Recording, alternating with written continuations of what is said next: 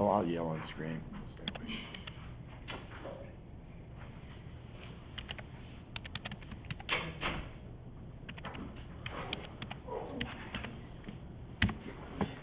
You're slowing down a little bit right at the end of the semester. You're always for the first person in here, or pretty much the first person in here, and suddenly you've surpassed both of your colleagues to be the last person, to claim the position of the last person in. That still goes to me. What? That still goes to me. On the average, you weren't the last person just now. On average. On the average, perhaps.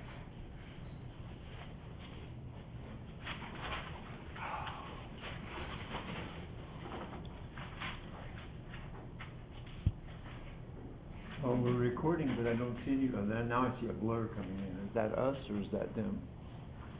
That's them. Yesterday, when we didn't have classes, they were having all sorts of trouble with the system. They save it up until the last days of class to really mess it up.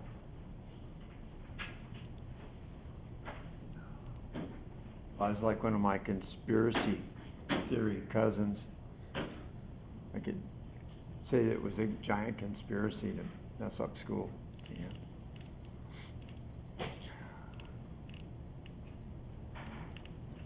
Ready for Christmas? I'm ready for Christmas to be over already. I wish it was gone. Could I just have a few weeks off and not have to worry about, did I mail this, did I mail that?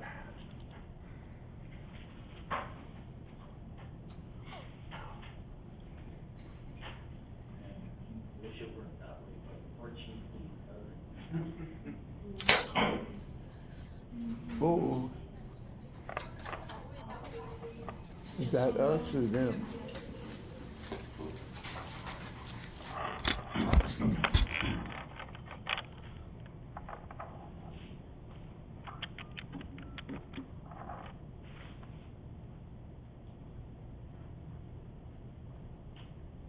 I'm looking at a really weird screen and I'm wondering if it's from my end or from their end. You see what I can see? I can't see myself on the screen. I can see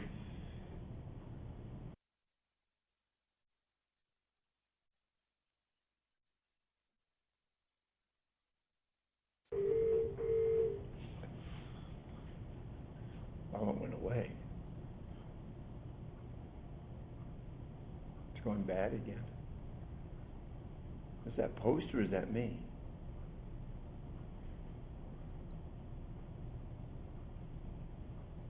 So I need to unplug it and start over?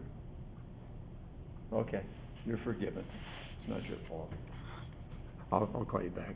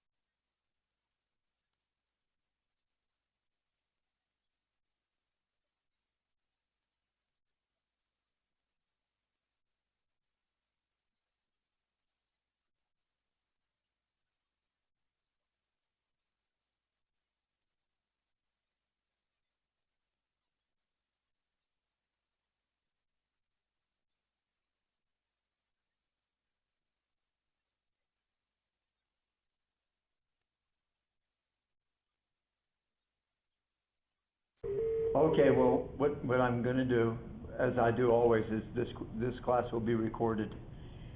Hey, I can see you now. Oh, no, I can't. That's me. That's just, I'm looking at me and I'm looking at, Tahoka and, Hill Center. So, I gotta wave. yeah, and also I'll record the 10 o'clock class too. So they'll have two options. They can look at the YouTube version or the 10 o'clock class version. Okay? Bye. They're actually responding to you for I once? know. Isn't that wonderful? I love it.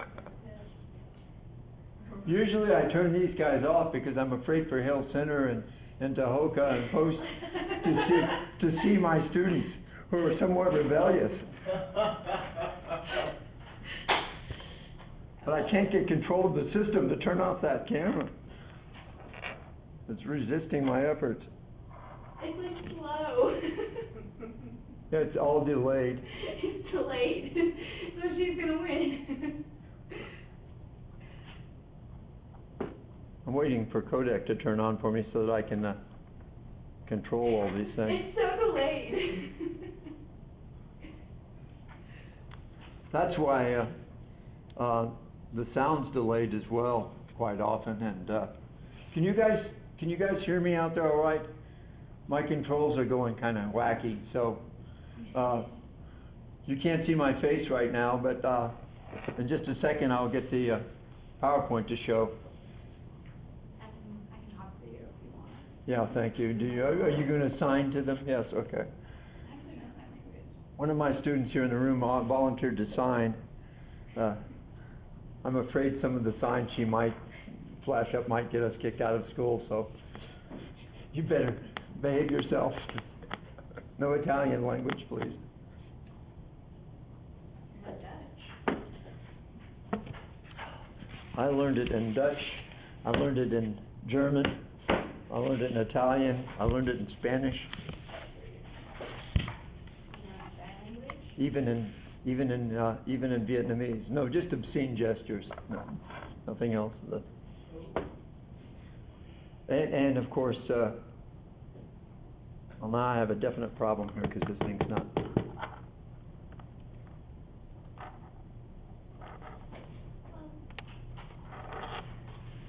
Hey, bear with me, folks. I'm gonna have to disconnect something for a second. Regain control of this. 1, 2, 3, 4, 5, 6, 7, 8, 9, 10. Or if you're Mexican, I guess it's dice. Anybody speak Mexican Spanish? No? Got one in the back. In that room? Who speaks Spanish? Wave your hand. That one. That one. Okay. I'm trying to regain control of this machine. The opposite. Yeah, when I was a young man and still thought my parents were God and didn't realize that they were human beings yet,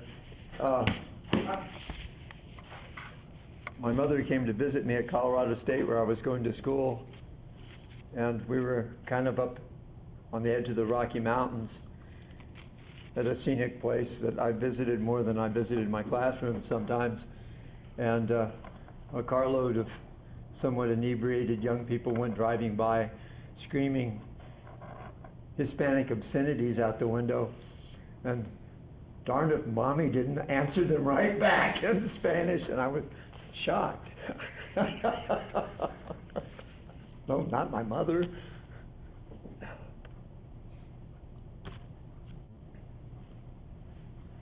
The machine tells me, please wait, it's processing my command, but what I wanted to do was kind of review the bidding of what we've talked about in Reconstruction, and eventually, when I regain control of, wow, I just did it. Maybe we've got PowerPoints now. Or at least I can get rid of my dreadful students. Maybe they'll disappear. Ah, look at that. They're gone. Let's see if the PowerPoint will come on.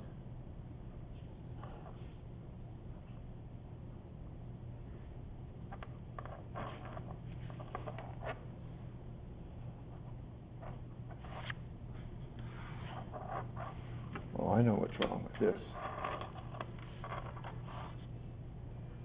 Somebody came in here last night and turned off the switch they're not supposed to turn off. What are you pointing at your nose for? It was you? It wasn't. Or it wasn't you? Okay.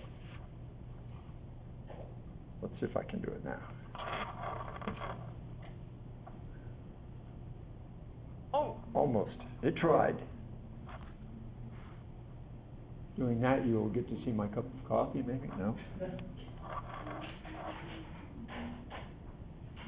It's trying again.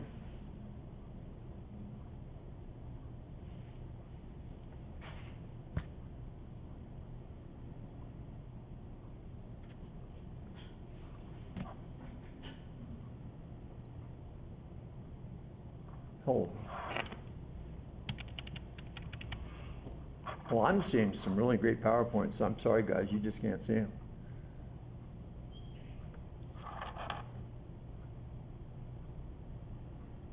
Ah! Ta-da! Knew it would work sooner or later. The gentleman I was talking about was Jimmy McGee. He was usually, in fact, all the students out there will see Jimmy McGee next year. No, they won't. He's retiring. Forgot. I don't know who's going to take his place. If you're real lucky, they'll twist my daughter's arm and you'll have to take political science or government from her. She swears she won't do it on ITV, but maybe we can persuade them to offer her money or something. Okay, we're going to fly through what we've already covered. And what I'm doing, so just write down maybe one-word notes, all of the things that I'm about to review about Reconstruction will be things that show up on the exam. For example, the Morrill Land Grant Act, we really didn't talk about. That was where, in the middle of the war, you wonder why the heck they're bothering with this. They give land to each state, federal land to each state, for establishment of colleges of agriculture and mechanical arts. It's called the Morrill. Mr. Morrill was a senator from Vermont, and he has his name on a lot of acts. Gets confusing. There was also the Morrill Tariff. That's where the South was beginning to try and figure out other ways to raise money to fight the war because it was going to turn out to be expensive. Eventually they'll pass the Internal Revenue Act same year. That's going to be the beginning of a temporary income tax. They're also going to pass the Transcontinental Railroad Act, approving a railroad from Omaha to Sacramento, which will complete a track that can take you all the way from the East Coast to the West Coast. That won't get done until long after the war's over. Then the Homestead Act, 160 acres, that's a quarter of a section for your country kids, or a quarter of a square mile for you city kids. If you live on it for 5 years, improve up, put a well on there, build a house on there, you can get that land for free. That is going to cause a lot of immigration, which is one of the intentions of that act. The other intent is, let's spread anti-slavery people all across the West, just in case we don't win the war or something, I don't know why. Also, they're passing two other acts in 1863 and 64 that are kind of the beginnings of Reconstruction. One's the National Banking Act, which will seize control of issuance of all paper money and put it under the federal government. Nobody else can issue paper money anymore. And also will authorize the federal government to sell bonds to raise about, and they'll eventually raise about $2 billion to help fight the war. They're also going to pass the Habeas Corpus Act of 1863, authorizing the president to suspend habeas corpus. We talked about this before. He'd already done it. He didn't wait for their authority, but now it's illegal. And finally, in 64, they passed the Contract Labor Act, making it easy for big factory owners to import labor from overseas that act will only last for about 10 years, and they decided it was a bad idea, and they're going to repeal it. But they were really, really interested in immigration. So you get the Homestead Act, that promotes immigration, and the Contract Labor Act, that promotes immigration. And have I emphasized that enough for you to realize why? Then, of course, Lincoln does that proclamation of amnesty and Reconstruction, which we also call the 10% plan. Does that, and he writes it in October. If you look in some books, they say it didn't come out until December. They're playing with words. When it was written, when it was publicly announced, and where it was announced. But let's just say by the end of 1863, this is his idea of how to put the country back together. He's really worried about not surviving long enough to end the war. He wasn't worried about dying, he was worried about not getting reelected. The 13th Amendment's passed by the Senate, abolishing slavery. Eventually, when it's approved by the House and it goes out to the states for ratification, this will be the thing that abolishes slavery. Not the Emancipation Proclamation, not any other particular act. The 13th Amendment abolishes slavery. Have I emphasized that enough so you can get it right on the exam? Wade-Davis bill failed because of Lincoln's so-called pocket veto. It demanded a much more rigid path for the states to get back in the Union. It also demanded full votes and full rights of citizenship for freed slaves and other persons of color. That's not a bad thing, but the ironclad oath it demanded would mean that it would take maybe between 10 and 20 years for these states to get back into the Union. That was what the radicals wanted to do. They wanted to punish those southern states. 13th Amendment will be passed by the House of Representatives in January of 1865. It's still not ratified yet. It won't get ratified until December. Lincoln will be dead by then. One of Lincoln's last acts was the Freedmen's Bureau. He's going to get that through Congress in March of 1865. It's intended to help recently freed slaves get back into society. Legal help, short-term food and shelter help. Eventually they'll help them do things like relocate. They'll have big lists of people trying to relocate their relatives.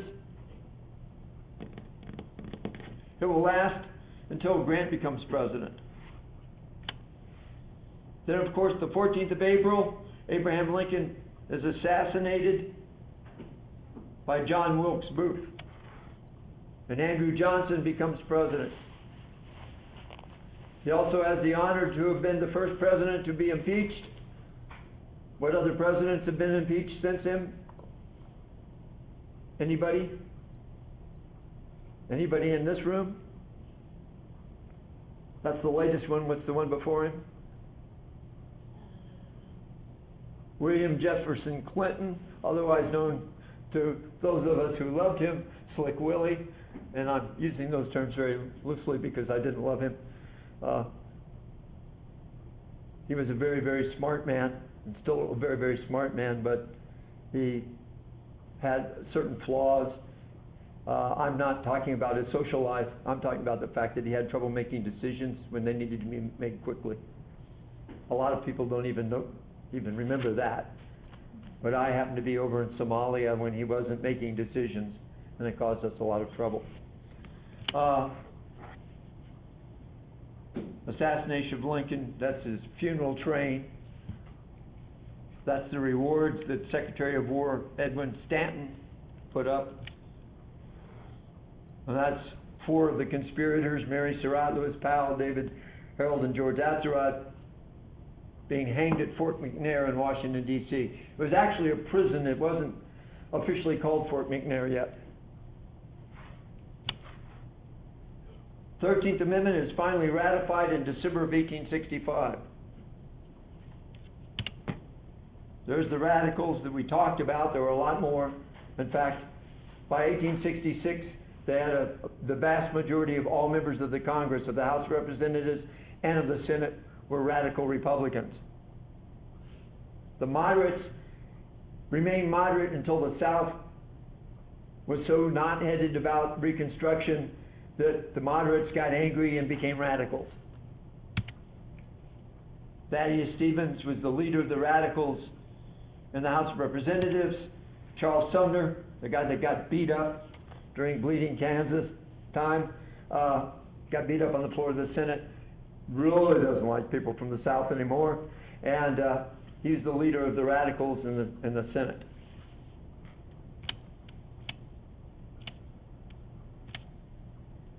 We talked just briefly about the Bourbon Democrats.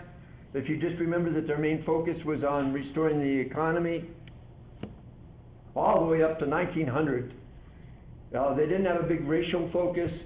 They, in some cases, actually voted for money for education and things like that, for freedmen, but basically their interest was business, not social justice. The Redeemers claimed to be the allies of the Bourbon Democrats, but they were the people that wanted to return the South to how it was before 1860. And they did their best to do that by passing the Black Codes.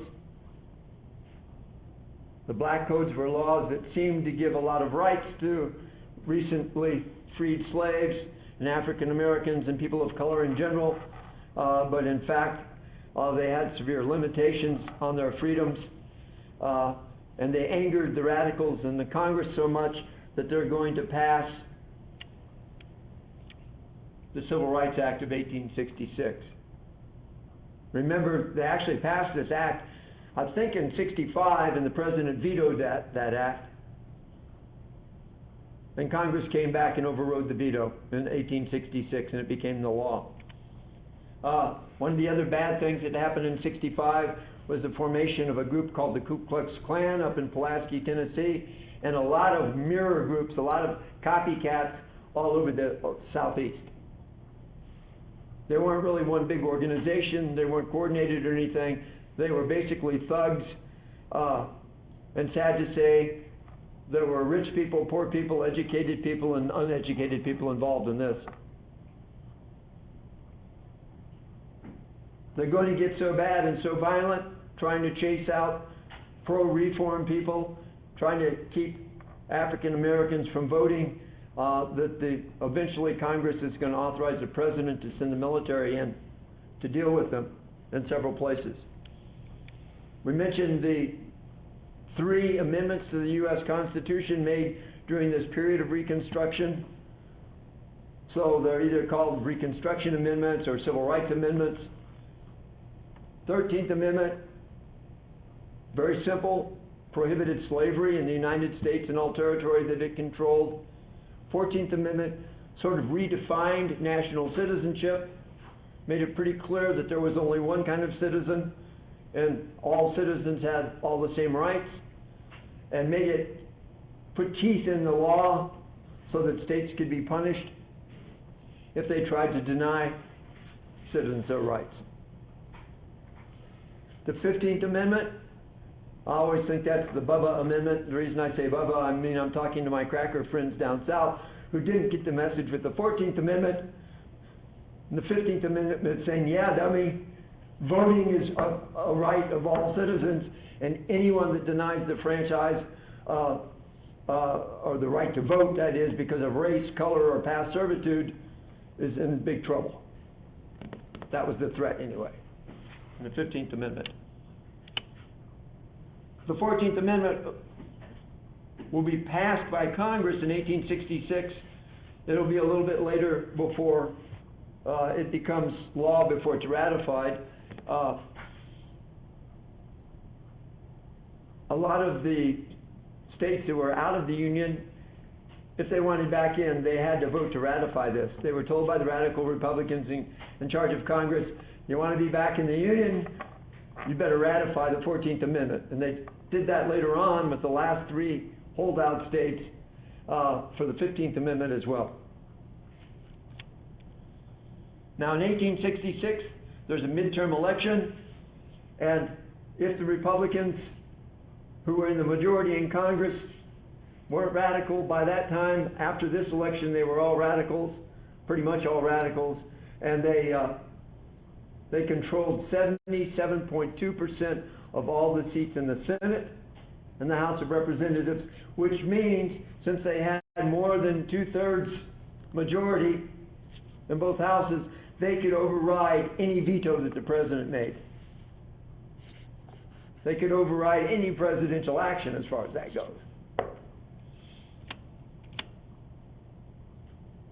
We talked about the Reconstruction Acts last time around, the Military Reconstruction Act, dividing all the remaining states that were still on the outside into 5 districts, putting each district under command of a Union Army Major General. The Command of the Army Act that made it impossible for the president to interfere with this, even though he was the commander-in-chief, because now he had to do it through the commanding general of the Army, who happened at this time to be Ulysses S. Grant. And the radicals all felt that Ulysses S. Grant was one of their boys. He wasn't really, but he sure did play along with them. And finally, the Tenure of Office Act they passed to keep the president from being able to fire the Secretary of War. They were also in love with the Secretary of War. His name was Edwin Stanton. He was a pro-union Democrat, but he was really deep down inside a closet radical Republican. In fact, before the war, he spied on the Democratic Party for the Republicans. Kind of like some people who, from the Democratic Party, from time to time recently, have spied on the Republican Party for the Democrats. No names to be mentioned. I don't want to get lynched. 14th Amendment ratified, we talked about that. Okay. The little plot to trip up the president works. Andrew Johnson is going to be impeached by the House of Representatives for violating the Tenure of Office Act. So their plan worked. But they will not convict him in the Senate because wiser minds thought 2 things. Number 1 is, who's going to be president next? Because they didn't have a vice president. We hadn't put the amendment in the Constitution for the procedure for replacing the vice president. And also because wiser minds realized we didn't want to set the precedent of just because you're unhappy with the president cooking up some reason and kicking him out of office when he was elected in theory by all the people and not just by one state. The argument being, if you're a bunch of senators, none of you were elected by all of the people, you're only elected by your home state, how do you dare kick a president out of office who was elected by all the people, or at least 50% of all the people? Trial of Andrew Johnson, depicted there. 15th Amendment is passed, finally, in 1869. It won't be ratified until 1870. Okay. Remember, Andrew Johnson had his fangs pulled, so he stayed in the White House and was a good boy after he was impeached. And in 1868, the Republican Party is going to put Ulysses S. Grant, who was the rock star of the day, and he's going to run against Horatio Seymour, a Northern Democrat, and Seymour doesn't stand a chance. So now we have the 18th President of the United States. I wonder if I should do that as an extra credit thing for your final exam. Can you name all the presidents up to the 18th President? Anybody in here think they can do it without looking at a cheat sheet? You have to think about it a little bit along the way. Okay. 1869, Continental Railroad's completed, and I'll tell you why that's important in a minute. Here's one thing to remember, even for next semester. Up until about 1890 or so, the railroad business, the business of building railroads more than running them, was probably the biggest source of money transaction, credit, and corruption in the United States.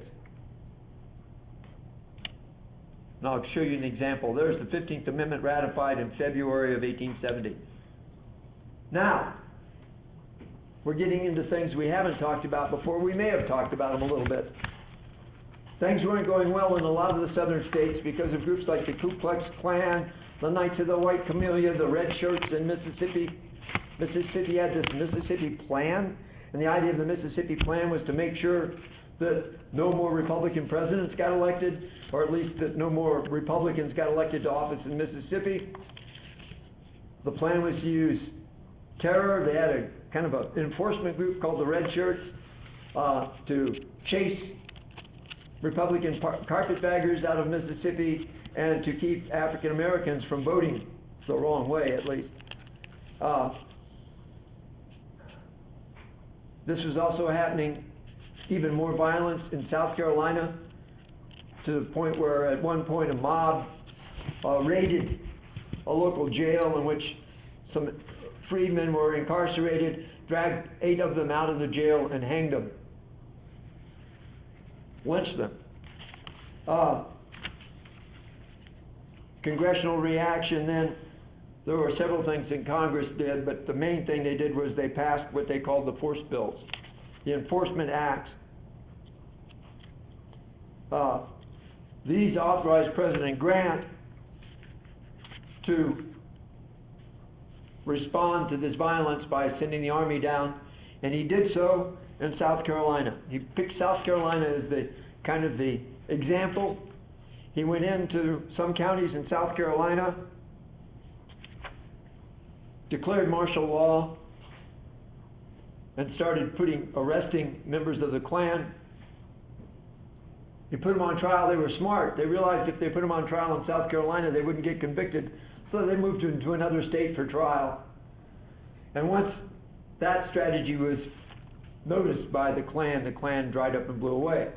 Although there were a lot of other organizations to replace it. Actually, these enforcement acts, there were 3 of them. The first one stated penalties for interference with voting rights in federal elections in particular. A second one in 1870 allowed the federal government to supervise federal elections in the South. They used mainly federal marshals and whatever remaining military was down there. And the third one, people call the KKK Act or the Ku Klux Klan Act, never mentioned the Ku Klux Klan, but it was one of these, if it walks like a duck and talks like a duck, quacks like a duck or whatever, it described the Klan perfectly without using that term, without glorifying them by putting them in law. And basically, it gave the president the right to go in and suspend habeas corpus, declare martial law, and crack down on them. And he certainly did. Once Congress said it, Grant wasn't a man that thought he should show the initiative. He waited for Congress. When Congress told him to do it, he went and did it. With force. He had no problem dealing with that.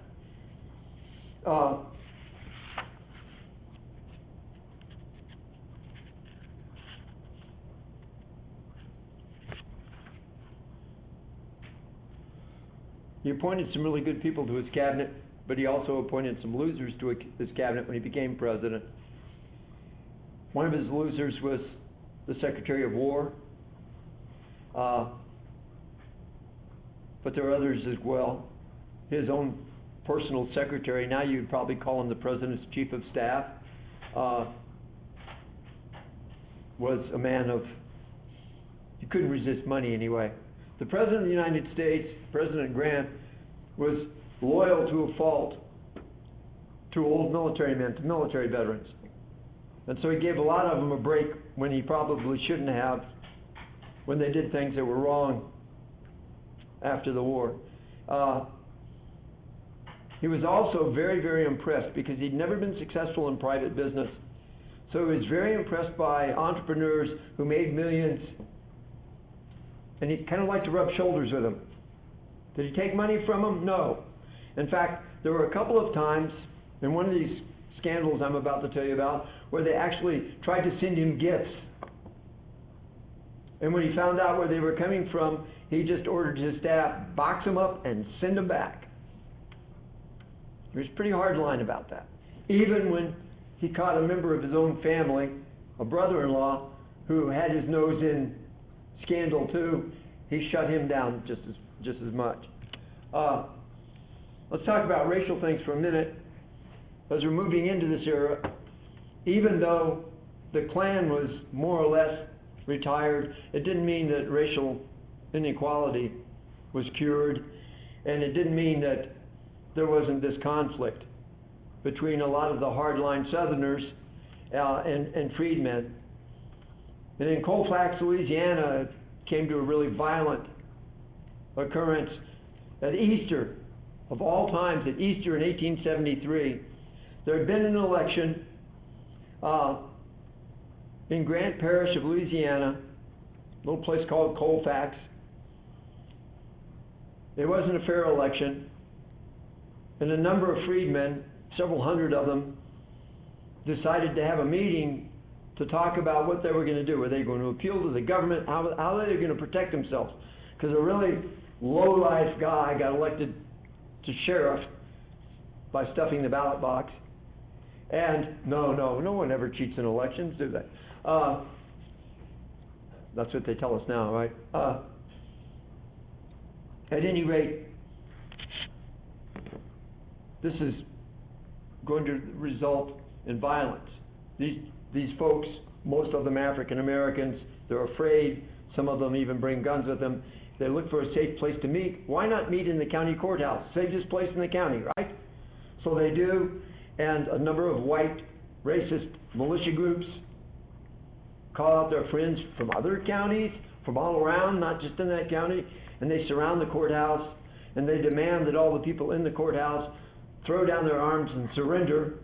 And you can probably guess what would have happened to them if they'd done that. Some of them actually tried to surrender. Gunfire breaks out. Who knows who shot first?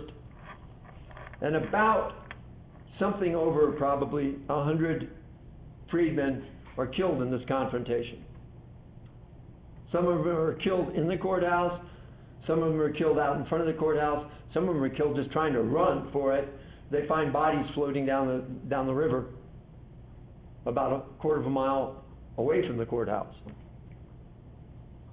It's interesting because down in the South, they put a little plaque up about this whole thing, and they call it the Colfax incident, and the story was a little bit twisted until recent years when someone put the true story on the plaque. At any rate, nobody's going to be found guilty of anything in a Louisiana court because all the perpetrators were white. Can't convict a white man. So the federal government moves in, and they charge 3 people, and it's going to be appealed all the way up to the Supreme Court, and the court case will be called, where is it? United States versus Cruikshank. Remember that one, United States versus Cruikshank. The Force Acts were based on the 14th Amendment, which said you can't interfere with people's rights. In United States versus Cruikshank, the Supreme Court threw out the charges on the perpetrators on the grounds that the 14th Amendment says no state can get in front of your rights, but it doesn't say anything about what an individual can or cannot do. So the court threw it out. The people in the North in particular were aghast. How could they do that? But they chose to interpret the Constitution that way. And through the 1800s, all the way up to 1900, there's going to be a series of court cases where the court says more or less the same thing. This decision will be handed down in 1876, about the time when we have another presidential election. It sets civil rights back. We're going to have another court decision that we won't really talk about in great detail in 1883 that sets civil rights back even further, and another one in 1896 called Plessy versus Ferguson, which makes segregation a legal principle. We're going backwards, not forwards, which is sad because in the very first years after the war, there was a lot of African American participation in local government and even in federal government. But as time goes by up to the 1900s, instead of progressing even better, it gets worse. And the courts are part of this.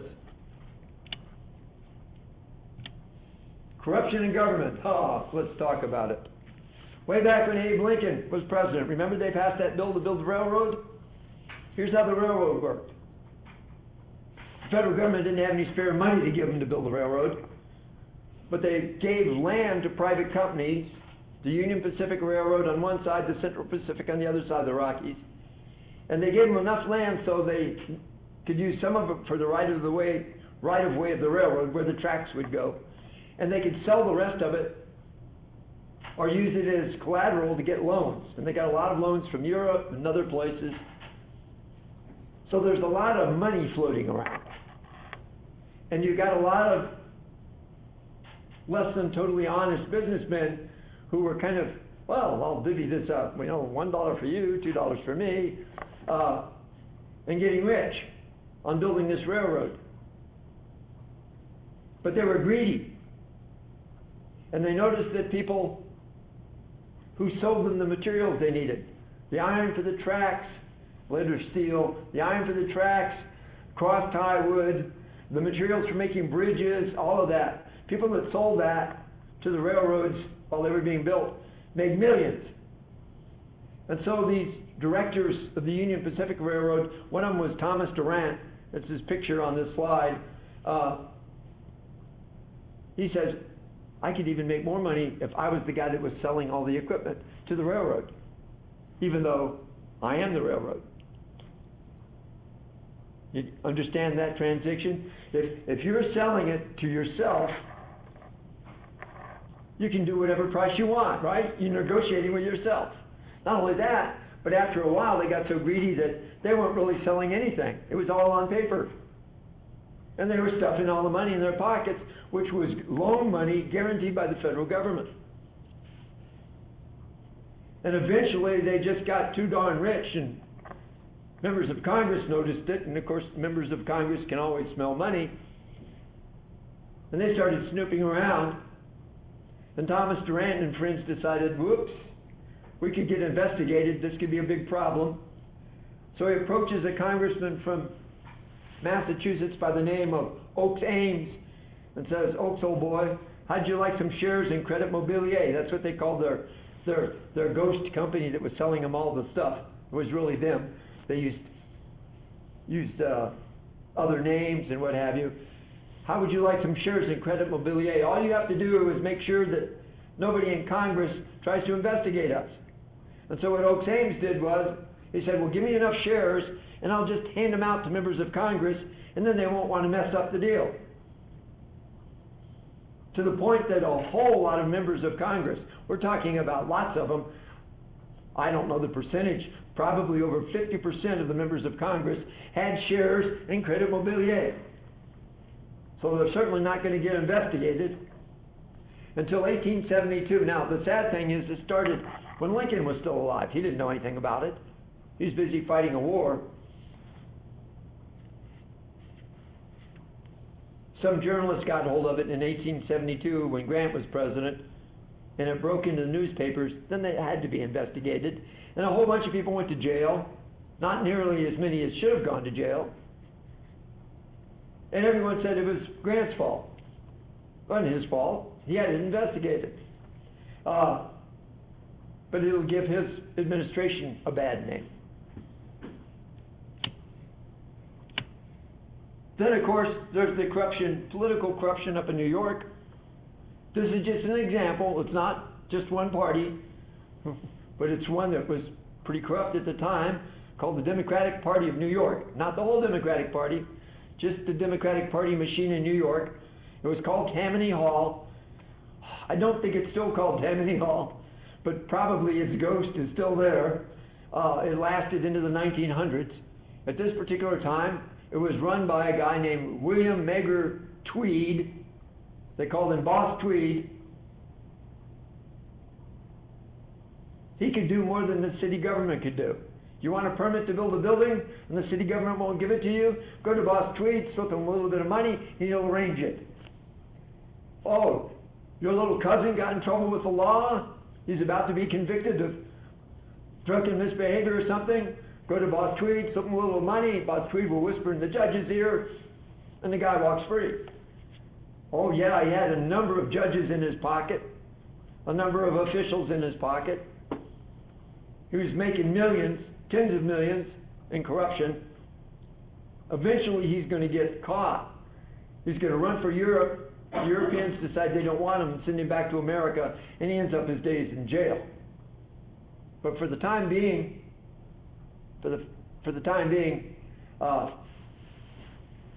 really bad corruption. There's a Thomas Nast cartoon about Boss Tweed. This is probably the one that he was hiding out in Spain, and the Spanish misunderstood the cartoon because most of them couldn't read it, and it looked like it was a man beating up on children or maybe a pedophile, and the Spanish said, well, we don't want any of those over here, so they sent him back to America. Of course, the cartoon was about political bossism.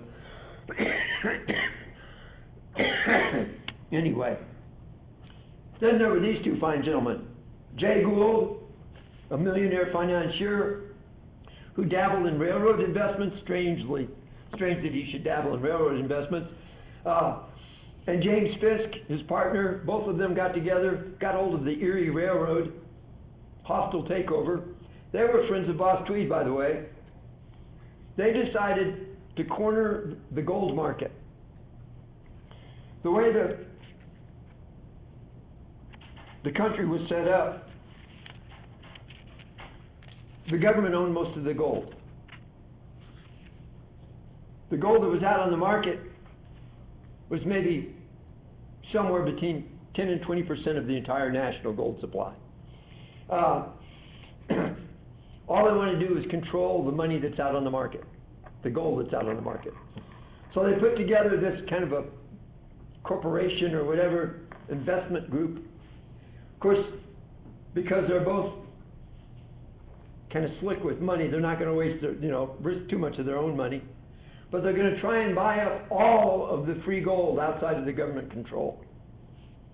Now to do this, once they get hold of it, then they'll clamp down and they won't sell it, and the value of the gold will go up. When it goes up high enough, then they'll sell it. And they'll put all the profits in their pockets. They'll walk away multimillionaires. They're already millionaires. They just wanted more. But they needed a couple of things. First of all, they needed somebody who was influential to persuade people that they were on the up and up. And they found the guy. He was a small-time investor, married to Ulysses S. Grant's little sister, Virginia. So they used Grant's name, and they also used him, to get invitations to meet Grant. And they worked really hard. His job, he got a cut of this deal.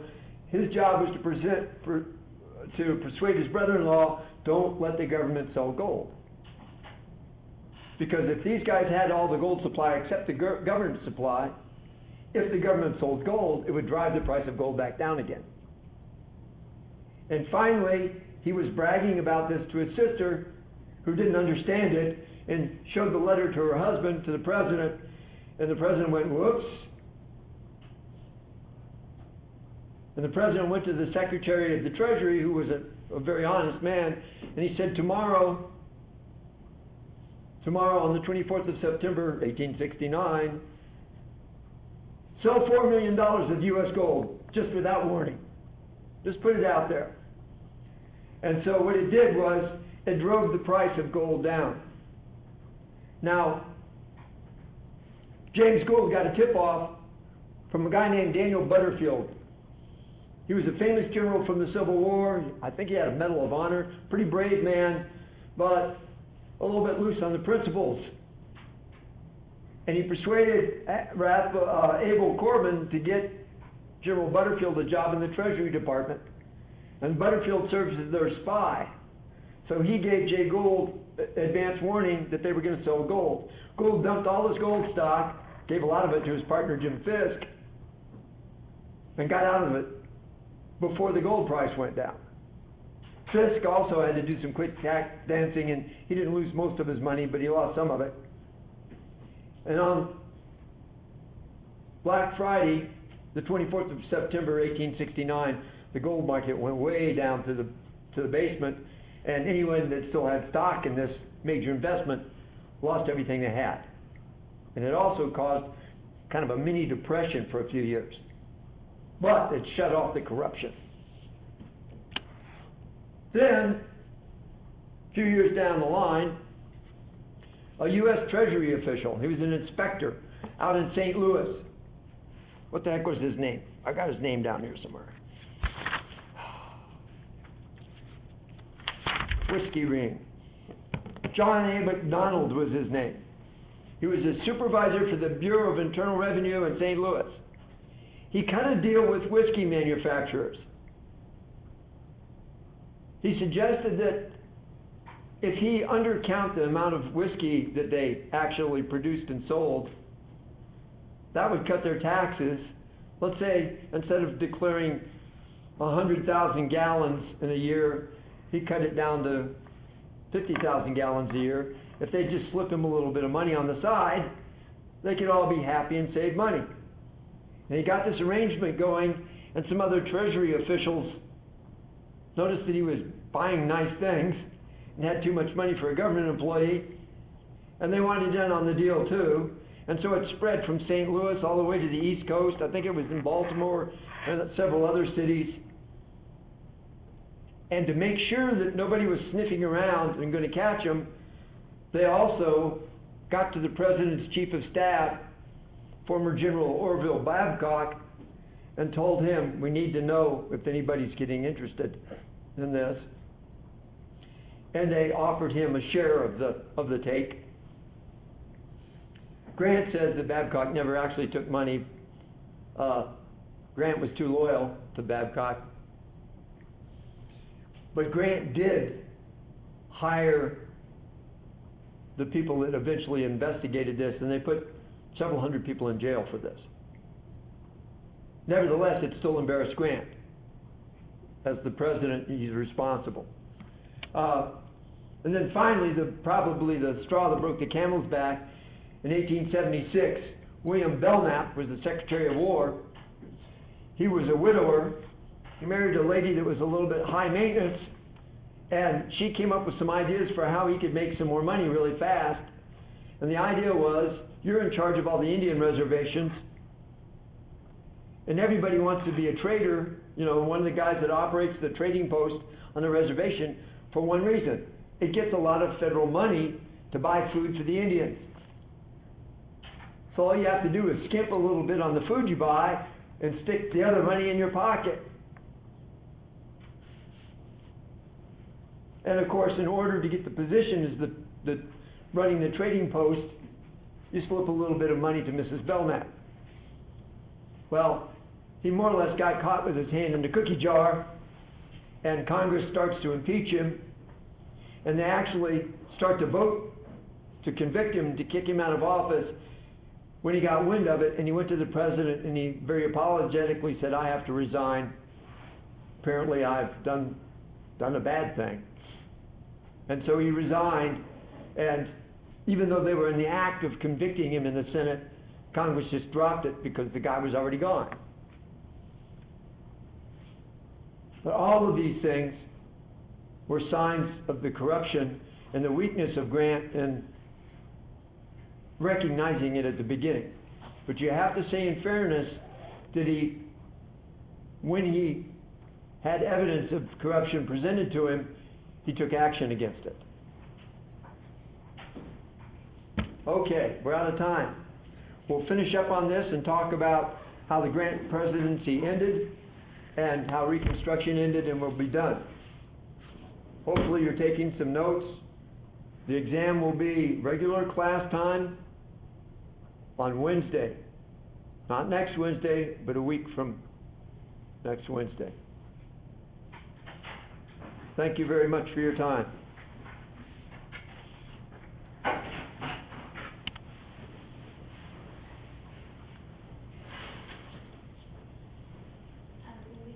You do the same. Study a little bit.